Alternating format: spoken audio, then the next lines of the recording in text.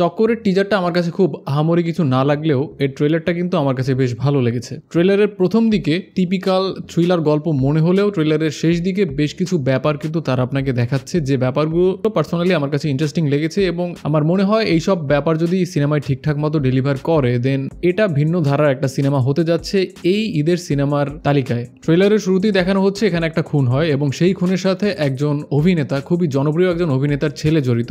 অন্যদিকে তার যে মা থাকে, যে এই কেসে জড়িয়ে পড়ে, তার মা হলো একজন লয়ার। অন্যদিকে যে ছেলেটা খুন হয় তার বাবা মা একদমই নর্মাল একটা ফ্যামিলিতে বিলং করে এবং এই কেসটা ইনভেস্টিগেট করে হলো মোশাররফ করিম। মোশাররফ করিমকে বিভিন্নভাবে কিনে নেওয়ার ট্রাই করা হয়, যেটা সচরাচর বড়লোক ফ্যামিলির মানুষজন করে।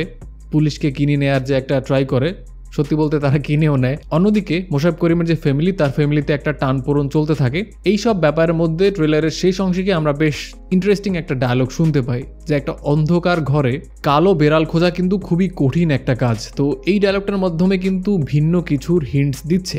এর মাধ্যমে কিন্তু এই ব্যাপারটা বোঝা যাচ্ছে যে অন্ধকারের মধ্যে তারা হাতড়াচ্ছে এবং তারা যেভাবে ইনভেস্টিগেট করেছে তারা জাস্ট ভুল রাস্তায় ইনভেস্টিগেট করেছে। এই ডায়লগটার মাধ্যমে আরও যে ব্যাপারটা আজ করা যায় সেটা হলো এখানে খুনি এমন একজন যিনি সবসময় তাদের চোখের সামনেই আছে এবং তাদের খুবই আপন একজন, বাট তারা কোনোভাবেই তাকে সন্দেহ করতে পারতেছে না। তিনি এতই স্মার্ট এবং ব্যাপারগুলো তিনি এত স্মার্টলি হ্যান্ডেল করেছে, তারা কল্পনাই করতে পারেনি যে এই লোকটা খুনি। টিজারটা দেখে আমি ধারণা করেছিলাম যে এটা টিপিক্যাল একটা থ্রিলার মুভি হবে, হয়তোবা বি গ্রেড সিনেমাও হতে পারে। প্রতি বছর ঈদে 2-4-5টা এরকম সিনেমা আসে। খুব ভালো রেসপন্স না পেয়ে শো সংখ্যা কমিয়ে ফেলে সিনেপ্লেক্স কর্তৃপক্ষ। তো এটার ক্ষেত্রেও এরকম কিছু ভেবেছিলাম, বাট ট্রেলারটা আমাকে আসলেই অবাক করেছে। টিজারটা যত বেশি খাপছাড়া ছিল, ট্রেলারটা কিন্তু একেবারেই খাপছাড়া না। হয়তোবা এর রান টাইম অনেক বেশি, বাট স্টিল খুবই ইন্টারেস্টিং। বিশেষ করে শেষের পোর্শনটা বেশ ইন্টারেস্টিং এবং এর সাথে যে ব্যাপারটা নতুন একটা লেয়ার অ্যাড করবে সেটা হলো এখানে যে অভিনেতা, বাঘা মাপের অভিনেতারা আছে পুরো সিনেমা জুড়ে। ইন্তেখাব দিনার, সুমন আনোয়ার, এরকম হাই অকটেন অভিনেতা কিন্তু এখানে আছে। তার সাথে মোশাররফ করিম খুবই স্পেশাল একটা ক্যারেক্টারে তিনি থাকতেছে।